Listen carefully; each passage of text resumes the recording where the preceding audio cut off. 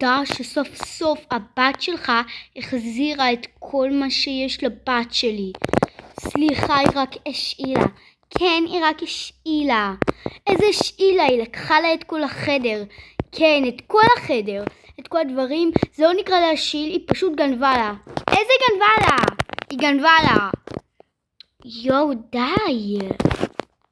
יואו, אתה יכול כבר לעוף לי מהבית עד שאתה לא מחזיר את כל הדברים לבת שלי? איזה לבת שלך? זה כל הדברים של הבת שלי, היא גנבה הכל. מה אכפת לי? טוב, תודה שהחזרתם, צאו מיד.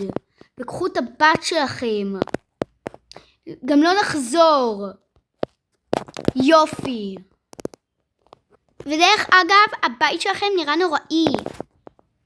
מה שתגידי.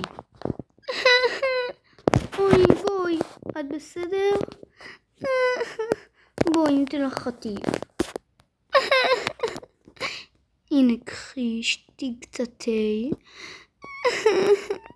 למה היא חברה שלי? היא גנבה ממך הכל.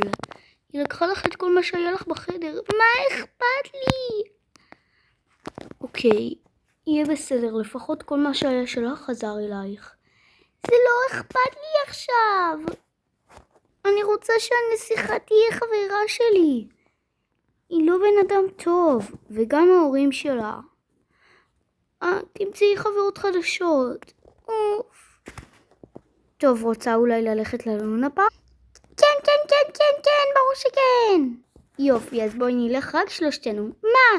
בלי תמר ואדם וריף? בלי. יש! יאללה, בואי למכונית.